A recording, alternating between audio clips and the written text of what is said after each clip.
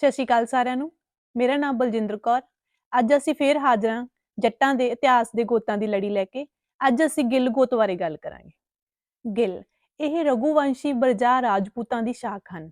ਜੱਟਾਂ ਅਤੇ ਰਾਜਪੂਤਾਂ ਦੇ ਕਈ ਗੋਤ ਰਘੁਵੰਸ਼ੀ ਹਨ। ਗਿੱਲ ਜੱਟ ਮਾਲਵੇ ਤੇ ਮਾਝੇ ਵਿੱਚ ਹੀ ਆਬਾਦ ਸਨ। ਦਰਿਆ ਸਤਲੁਜ ਅਤੇ ਬਿਆਸ ਦੇ ਨਾਲ ਫਿਰ ਪਹਾੜਾਂ ਦੇ ਨਾਲ ਦੂਰ ਸਿਆਲਕੋਟ ਤੱਕ ਗਿੱਲ ਗੋਤ ਦੇ ਲੋਕ ਬਸਦੇ ਸਨ। ਇਹ ਆਪਣਾ ਪਿੱਛਾ ਗੜ ਮਠੀਲਾ ਤੇ ਰਾਜਾ ਪ੍ਰਿਥਵੀਪਤ ਨਾਲ ਜੋੜਦੇ ਹਨ। ਇਹ ਦੱਖਣ ਤੋਂ ਰਾਜਸਥਾਨ ਰਾਹੀਂ ਹੀ ਪੰਜਾਬ ਦੇ ਮਾਲਵਾ ਖੇਤਰ ਵਿੱਚ ਆਏ ਹਨ। ਗਿੱਲ ਜੱਟ ਸਿੱਖ ਕਾਫੀ ਹਨ। ਬਰਜਾ ਦੇ ਰਾਜਾ ਬਿਨੇਪਾਲ ਨੇ ਰਾਜਸਥਾਨ ਤੋਂ ਆ ਕੇ 655 ਈਸਵੀ ਵਿੱਚ ਸਤਲੁਜ ਕੰਢੇ ਬਠਿੰਡੇ ਦਾ ਕਿਲਾ ਉਸਾਰਿਆ ਸੀ ਤੇ ਇਸ ਨੂੰ ਆਪਣੀ ਰਾਜਧਾਨੀ ਬਣਾ ਕੇ ਪਿਸ਼ੌਰ ਤੱਕ ਦੇ ਕਿਲੇ ਆਪਣੇ ਕਬਜ਼ੇ ਵਿੱਚ ਕਰ ਲਏ। ਇਹ ਵੰਸ਼ ਦਾ 1010 ਈਸਵੀ ਤੱਕ ਪੰਜਾਬ ਦੇ ਅਧਿਕਾਰ ਰਿਹਾ। ਗਿੱਲ ਹਿੰਦੂ ਘੱਟ ਹਨ। ਬਿਕਰਮਾਦਿੱਤ ਵੀ 26ਵੀਂ ਪੀੜ੍ਹੀ ਦਾ ਬਰਜਾ ਹੋਇਆ। ਬਰਜਾ ਦੀ ਵੰਸ਼ ਵਿੱਚੋਂ ਹੀ ਬਿਨੇਪਾਲ, ਵਿਜੇਪਾਲ, ਸਤਪਾਲ ਤੇ ਗਨਪਾਲ ਆਦਿ ਹੋਏ। ਗਿੱਲ ਛਤਰੀ ਹਨ। ਇੱਕ ਹੋਰ ਰਵਾਇਤ ਅਨੁਸਾਰ ਰਘੁਵੰਸ਼ੀ ਰਾਜੇ ਪ੍ਰਿਥਵੀਪਤ ਦੀ ਕੋਈ ਔਲਾਦ ਨਹੀਂ ਸੀ। ਉਸਨੂੰ ਕਿਸੇ ਸਾਧੂ ਨੇ ਛੋਟੀ ਜਾਤ ਦੀ ਇਸਤਰੀ ਨਾਲ ਵਿਆਹ ਕਰਨ ਲਈ ਆਖਿਆ। ਉਸਨੇ ਭੁੱਲਰ ਜੱਟੀ ਨਾਲ ਵਿਆਹ ਕਰਵਾ ਲਿਆ।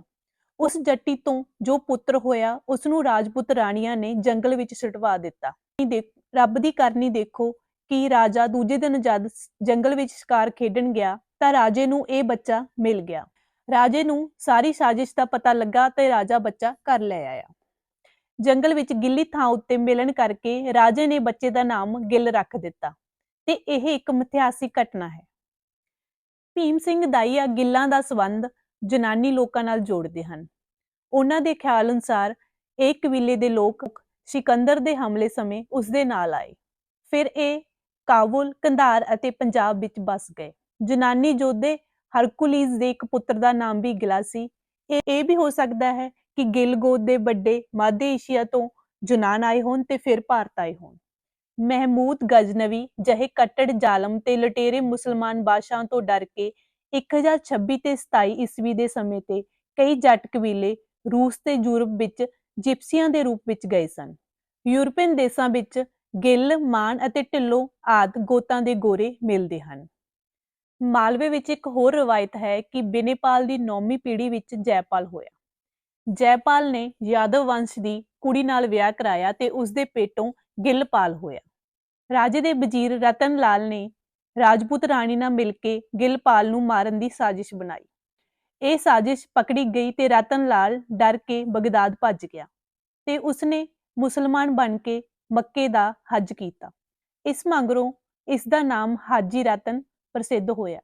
ਬਗਦਾਦ ਦੇ ਖਲੀਫੇ ਤੇ ਲੱਖੀ ਭੱਟੀ ਦੀ ਸਹਾਇਤਾ ਨਾਲ ਹਾਜੀ ਰਤਨ ਨੇ ਗਿੱਲਪਾਲ ਤੇ ਉਸਦੇ ਵਾਰਿਸ ਨੂੰ ਮੋਗੇ ਵੱਲ ਭਜਾ ਦਿੱਤਾ ਤੇ ਆਪ ਵੀ ਮਾਰਿਆ ਗਿਆ। ਗਿੱਲਪਾਲ ਦੇ 8 ਪੁੱਤਰਾਂ ਤੇ 3 ਭਰਾਵਾਂ ਦਾ ਵੰਸ਼ ਬਹੁਤ ਵਧਿਆ ਫੁੱਲਿਆ। ਗਿੱਲ ਦੇ 8 ਪੁੱਤਰ ਸ਼ੇਰਗਿੱਲ, ਮੋਖਾ, ਬੱਦਨ, ਬੈਰਸੀ, ਨਾਗ, ਸਰਪ, ਸਿਪਰਾ ਤੇ ਲਦਾਈ ਸਨ। 3 ਭਰਾਵਾਂ ਦੀ ਔਲਾਦ ਨੂੰ ਝੋਰੜ ਗਿੱਲ ਕਹਿੰਦੇ ਹਨ। ਗਿੱਲ ਦੇ 3 ਪੁੱਤਰਾਂ ਦੀ ਵੰਸ਼ ਮਾਲਵੇ ਦੇ ਉੱਤਰ ਵੱਲ ਫਰੀਦਕੋਟ, ਬਠਿੰਡਾ, ਮੋਗਾ ਤੇ ਫਿਰੋਜ਼ਪੁਰ ਦੇ ਖੇਤਰਾਂ ਵਿੱਚ ਬਸੀ। ਵੈਰਸੀਆਂ ਦਾ ਮੁੱਢਲਾ ਪਿੰਡ ਕਲਕਲਾਂ ਹੈ। ਇਸ ਵੰਸ਼ ਦੇ ਹੋਰ ਪਿੰਡ ਘੋਲੀਆਂ ਕਲਾਂ, ਸਿੰਘਵਾਲਾ, ਬੁੱਕਣਵਾਲਾ, ਫਿਰੋਜ਼ਸ਼ਾਹ, ਝੜਿੱਕ, ਫੂਲੇਵਾਲਾ ਤੇ ਰਣੀ ਆਦਿ ਹਨ। ਬੱਦਨ ਗਿੱਲਾਂ ਦਾ ਮੁੱਢਲਾ ਪਿੰਡ ਬੱਦਨੀ ਸੀ। ਬੱਦਨ ਵੰਸ਼ ਵਿੱਚੋਂ ਚਗਾਵਾਂ ਪਿੰਡ ਮੋਗੇ ਦੇ ਚਾਚਿਆਂ ਨੇ ਜੰਡ ਵਾਲੇ ਥਿਓ ਪਰ ਨਵਾਂ ਪਿੰਡ ਮੋਗਾ ਵੰਡਿਆ। ਸਾਧੂ ਦੇ ਵਰ ਕਾਰਨ ਮੋਗੇ ਦੇ ਭਾਈਚਾਰੇ ਦੇ ਗਿੱਲ 42 ਪਿੰਡਾਂ ਵਿੱਚ ਫੈਲ ਗਏ ਤੇ ਲੋਕਾਂ ਨੇ ਮੋਗਾ 42 ਕਹਾਵਤ ਬਣਾ ਲਈ। ਮੋਗੇ ਦੇ ਸਹੁਰੇ ਬਾਰੇ ਸਰਾਂ ਦੀ ਮੁਗਲ ਦਰਬਾਰ ਵਿੱਚ ਚੜ੍ਹਤ ਸੀ। ਇਸ ਕਾਰਨ ਮੋਗੇ ਤੇ ਉਸਦੇ ਭਾਈਚਾਰੇ ਦੀ 42 ਪਿੰਡਾਂ ਵਿੱਚ ਚੜ੍ਹਤ ਰਹੀ। ਸ਼ੁਰੂ ਵਿੱਚ ਬਰਾੜਾਂ ਅਤੇ ਗਿੱਲਾਂ ਦੀਆਂ ਕਈ ਲੜਾਈਆਂ ਹੋਈਆਂ, ਪਰ ਬਾਅਦ ਵਿੱਚ ਆਪਸ ਵਿੱਚ ਰਿਸ਼ਤੇਦਾਰੀਆਂ ਪੈਣ ਕਰਕੇ ਉਹਨਾਂ ਦੀਆਂ ਇਹ ਲੜਾਈਆਂ ਖਤਮ ਹੋ ਗਈਆਂ। ਲੜਾਈਆਂ ਦਾ ਕਾਰਨ ਜ਼ਮੀਨ ਸੀ। ਸੰਗਰ ਕੇ ਬਰਾੜਾ ਨੇ ਹੀ ਮੋਗਾ ਗਿੱਲ ਮਾਰਿਆ ਸੀ ਤੇ ਮੋਗਾ ਦੇਵੀ ਦਾ ਉਪਾਸਕ ਸੀ। ਗੁਰੂ ਹਰਗੋਬਿੰਦ ਜੀ ਦੇ ਸਮੇਂ ਬਹੁਤੇ ਗਿੱਲਾਂ ਨੇ ਸਿੱਖੀ ਧਾਰਨ ਕੀਤੀ। ਮਹਿਰਾਜ ਦੀ ਲੜਾਈ ਵਿੱਚ 6ਵੇਂ ਗੁਰੂ ਨਾਲ ਗਿੱਲ ਵੀ ਸਨ। ਸ਼ੇਰਗਿੱਲ ਦੀ ਬਹੁਤੀ ਵੰਸ਼ ਮੋਗੇ ਦੇ ਉੱਤਰ ਪੱਛਮ ਵੱਲ ਜੀਰਾ ਖੇਤਰ ਵਿੱਚ ਆਬਾਦ ਹੋਈ। ਨਿਸ਼ਾਨ ਵਾਲੀਏ ਮਿਸਲ ਦੇ ਦਸੌਂਦਾ ਸਿੰਘ ਤੇ ਮੋਹਰ ਸਿੰਘ ਵੀ ਸ਼ੇਰਗਿੱਲ ਸਨ। ਇਹਨਾਂ ਨੇ ਅੰਬਾਲਾ ਨੂੰ ਆਪਦੀ ਰਾਜਧਾਨੀ ਬਣਾਇਆ।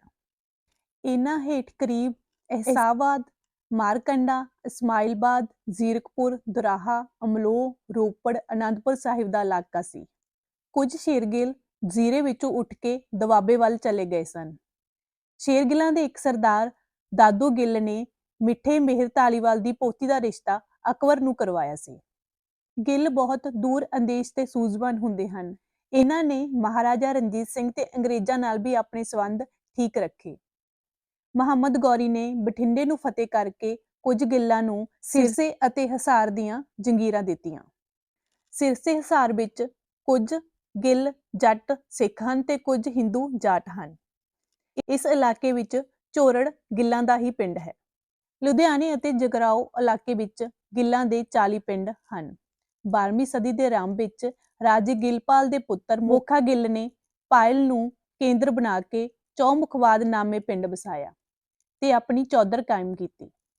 ਚੌਮੁਖਵਾਦ ਵਿੱਚ ਕਿਸੇ ਸਮੇਂ 300 ਕੋਲੂ ਚੱਲਦੇ ਸਨ। ਮੋਖਾ ਸਿੰਘ ਦੇ ਪੋਤਰੇ ਬਾਬਾ ਸ਼ੀਹਾ ਗਿੱਲ ਚੱਲੀ ਜੀ ਲਾਪਰਾਂ ਤੇ ਰਾੜੇ ਦੇ ਪਠਾਨਾਂ ਨਾਲ ਲੜਦੇ ਸ਼ਹੀਦ ਹੋਏ। ਇਸ ਇਲਾਕੇ ਵਿੱਚ ਸਿਹੌੜਾ, ਧਮੋਟ, ਗੋਰੀਵਾਲਾ ਆਦਿ ਗਿੱਲਾਂ ਦੇ ਪੁਰਾਣੇ ਪਿੰਡ ਹਨ। ਮਜੀਠਾ ਵਾਲੇ ਸ਼ੇਰਗਿੱਲ ਗੁਰੂ ਹਰਗੋਬਿੰਦ ਸਿੰਘ ਜੀ ਦੇ ਪੱਕੇ ਸ਼ਰਧਾਲੂ ਤੇ ਸੇਵਕ ਸਨ। ਇਹ ਭਾਈ ਖੁਸ਼ਹਾਲੀ ਦੀ ਅੰਸ਼ ਹਨ।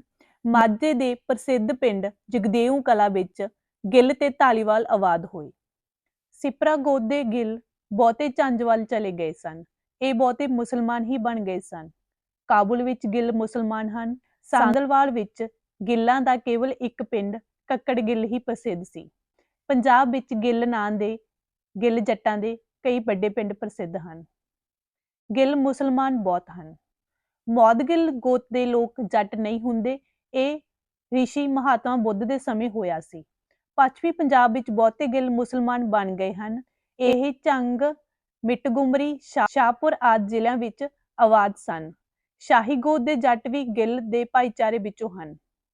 ਕੁਝ ਗਿੱਲ ਜੱਟ ਗੁਰੂ ਨਾਨਕ ਦੇਵ ਜੀ ਦੇ ਸਮੇਂ 1505 ਈਸਵੀ ਵਿੱਚ ਅਸਾਮ ਵਿੱਚ ਵਸ ਗਏ ਤੇ ਇਹ ਸਾਰੇ ਸਿੱਖ ਹਨ। ਫਰਾਂਸ ਵਿੱਚ ਵੀ ਕਈ ਜਿਪਸੀ ਗਿੱਲਜ਼ ਗੋਤੀ ਹਨ। ਮਹਾਰਾਸ਼ਟਰ ਦੇ ਗੌਡਗਿੱਲ ਬ੍ਰਾਹਮਣ ਵੀ ਗਿੱਲ ਜੱਟਾਂ ਵਿੱਚੋਂ ਹੀ ਹਨ।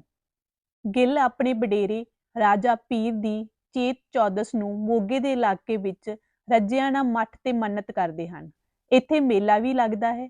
ਮੋਗੇ ਖੇਤਰ ਦੇ ਸਾਰੇ ਗਿੱਲ ਬਠਿੰਡੇ ਦੇ ਬਿਨੇਪਾਲ ਦੀ ਹੀ ਵੰਸ਼ ਹਨ, ਜੋ ਕਨੌਜ ਦੇ ਰਾਜੇ ਰਠੌਰ ਦੀ 11ਵੀਂ ਪੀੜ੍ਹੀ ਵਿੱਚੋਂ ਸੀ। ਸੰਗਰੂਰ ਤੇ ਰਿਆਸਤ ਜੀਂਦ ਦੇ ਗਿੱਲ ਆਪਣੇ ਜਠੇਰੇ ਸੂਰਤ ਰਾਮ ਦੀ ਪਟਿਆਲੇ ਦੇ ਖੇਤਰ ਬਾਜੇ ਵਾਲੇ ਪੂਜਾ ਕਰਦੇ ਹਨ। ਇਹ ਬੱਕਰਾ ਤੇ ਗੁੜ ਭੇਟ ਕਰਦੇ ਹਨ ਤੇ ਸਾਰਾ ਚੜਾਵਾ ਮਰਾਸੀਆਂ ਨੂੰ ਦਿੰਦੇ ਹਨ। ਫਿਰੋਜ਼ਪੁਰ ਖੇਤਰ ਦੇ ਕਾਫੀ ਗਿੱਲ ਸਖੀ ਸਰਬਰ ਦੇ ਹੀ ਸੇਵਕ ਹਨ ਤੇ ਇਹ ਹਲਾਲ ਦਾ ਹੀ ਮੀਟ ਖਾਂਦੇ ਹਨ। ਵਿਆਹ ਸ਼ਾਦੀ ਵੇਲੇ ਜੰਡੀ ਵੱਢਣ ਅਤੇ ਛੱਪੜ ਵਿੱਚੋਂ ਮਿੱਟੀ ਕੱਢਣ ਦੀਆਂ ਰਸਮਾਂ ਵੀ ਕਰਦੇ ਹਨ। ਇਸ ਇਲਾਕੇ ਵਿੱਚ ਹੁਣ ਸਾਰੇ ਗਿੱਲ ਸਿੱਖ ਹਨ। ਸਿੱਖ ਹੁੰਦੇ ਹੋਏ ਵੀ ਕੋਈ ਘਰ ਸਖੀ ਸਰਬਰ ਨੂੰ ਮੰਨਦਾ ਹੈ ਤੇ ਇਹ ਚਟਕੇ ਵਾਲਾ ਮੀਟ ਨਹੀਂ ਖਾਂਦੇ। ਗਿਲਜ਼ਈ ਪਠਾਨ ਗਿੱਲ ਜੱਟਾਂ ਵਿੱਚੋਂ ਹਨ। ਮਾਝਵੀ ਸਿੱਖ ਅਤੇ ਤਰਖਾਨਾ ਵਿੱਚ ਵੀ ਗਿੱਲ ਗੋਤ ਦੇ ਲੋਕ ਮਿਲ ਜਾਂਦੇ ਹਨ। ਸਿਆਲਕੋਟ ਵੱਲ ਕੁਝ ਗਿੱਲ ਜੱਟ ਮੁਸਲਮਾਨ ਬਣ ਗਏ ਸਨ। ਹੁਣ ਗਿੱਲ ਸਾਰੇ ਪੰਜਾਬ ਵਿੱਚ ਫੈਲ ਚੁੱਕੇ ਹਨ। ਸੰਧੂਆਂ ਅਤੇ ਸਿੱਧੂਆਂ ਪਿੱਛੋਂ ਤੀਜਾ ਵੱਡਾ ਗੋਤ ਗਿੱਲ ਹੈ। 1881 ਈਸਵੀ ਦੀ ਜਨਸੰਖਿਆ ਅਨੁਸਾਰ ਸਾਂਝੇ ਪੰਜਾਬ ਵਿੱਚ ਗਿੱਲਾਂ ਦੀ ਸੰਖਿਆ 1,24,172 ਸੀ। ਪ੍ਰਸਿੱਧ ਕਿੱਸਾਕਾਰ ਬਾਬੂ ਰਾਜਵਾਲੀ ਬਰਜਾਰ ਰਾਜਪੂਤ ਗਿੱਲਾਂ ਨਾਲ ਸੰਬੰਧਿਤ ਸਨ। ਗਿੱਲ ਸੂਰਜਵੰਸ਼ੀ ਵੀ ਹਨ। ਜੱਟਾਂ ਤੇ ਰਾਜਪੂਤਾਂ ਦੇ ਕਾਫੀ ਗੋਤ ਸੂਰਜਵੰਸ਼ ਨਾਲ ਸੰਬੰਧ ਰੱਖਦੇ ਹਨ। ਸਿੱਧੂਆਂ ਵਾਂਗ ਗਿੱਲਾਂ ਦੇ ਵੀ ਕਾਫੀ ਉਪਗੋਤ ਤੇ ਮੂਹੀਆਂ ਹਨ। ਜੇਜੀ ਗੋਤ ਦੇ ਜੱਟ ਵੀ ਆਪਣਾ ਸੰਬੰਧ ਗਿੱਲਾਂ ਨਾਲ ਜੋੜਦੇ ਹਨ। ਰਾਬਰਟ ਸਦਰਲੈਂਡ ਗਿੱਲ ਯੂਰਪ ਦਾ ਮਹਾਨ ਲੇਖਕ ਸੀ। ਅਸਲ ਵਿੱਚ ਗਿੱਲ ਜੱਟ ਕੈਸਪੀਅਨ ਸਾਗਰ ਅਤੇ ਗਿੱਲਨ ਸਾਗਰ ਤੋਂ ਚੱਲ ਕੇ ਆਖਰ ਗਿਲਗਿਤ ਕਸ਼ਮੀਰ ਵੱਲ ਆ ਕੇ ਪੰਜਾਬ ਵਿੱਚ ਵਸੇ ਸਨ। ਗਿੱਲ ਨਾਮੀ ਪਿੰਡ ਬਾਘਾ ਪੁਰਾਣਾ ਤਹਿਸੀਲ ਦਾ ਇੱਕ ਪਿੰਡ ਹੈ ਜੋ ਮੋਗਾ ਅਤੇ ਕੋਟਕਪੂਰਾ ਸੜਕ ਉੱਤੇ ਸਥਿਤ ਹੈ। ਇਹ ਭਾਰਤੀ ਪੰਜਾਬ ਦੇ ਮੋਗਾ ਜ਼ਿਲ੍ਹੇ ਦੇ ਬਲਾਕ ਮੋਗਾ 2 ਵਿੱਚ ਹੈ। ਇਹ ਪਿੰਡ ਦੀ ਆਬਾਦੀ 2400 ਦੇ ਕਰੀਬ ਹੈ। ਇਹ ਮੰਨਿਆ ਜਾਂਦਾ ਹੈ ਕਿ ਇਸ ਪਿੰਡ ਦੀ ਸਥਾਪਨਾ ਟੇਕ ਸਿੰਘ ਨੇ ਕੀਤੀ, ਜਿਸ ਦਾ ਗੋਤ ਗਿੱਲ ਸੀ। ਟੇਕ ਸਿੰਘ ਦੇ ਗਿੱਲ ਗੋਤ ਹੋਣ ਕਾਰਨ ਹੀ ਇਸ ਪਿੰਡ ਦਾ ਨਾਮ ਗਿੱਲ ਪਿਆ। ਇਹ ਪਿੰਡ ਸੁੰਦਰ ਹੋਣ ਕਰਕੇ ਅੰਗਰੇਜ਼ਾਂ ਨੇ ਇੱਥੇ ਇੱਕ ਬੰਗਲਾ ਬਣਾਇਆ। ਅੱਜ ਵੀ ਇੱਥੇ ਉੱਚ ਅਹੁਦੇ ਦੇ ਅਧਿਕਾਰੀ ਠਹਿਰਦੇ ਹਨ। ਇਸ ਪਿੰਡ ਵਿੱਚ ਮਹਿੰਗਾ ਸਿੰਘ ਬਰਾਗੀ ਦਾ ਟਿੱਲਾ ਵੀ ਮੌਜੂਦ ਹੈ। ਅੰਤ ਵਿੱਚ ਅਸੀਂ ਇਹ ਕਹਿ ਸਕਦੇ ਹਾਂ ਕਿ ਸਿੱਖ, ਮੁਸਲਮਾਨ ਅਤੇ ਪੰਜਾਬ ਦੀਆਂ ਵੱਖ-ਵੱਖ ਜਾਤੀਆਂ ਇਸ ਗੋਤ ਨਾਲ ਸੰਬੰਧ ਰੱਖਦੀਆਂ ਹਨ ਤੇ ਗਿੱਲ ਗੋਤ ਦੇ ਲੋਕ ਵਿਸ਼ਵ ਭਰ ਵਿੱਚ ਫੈਲੇ ਹੋਏ ਹਨ। ਜਦੋਂ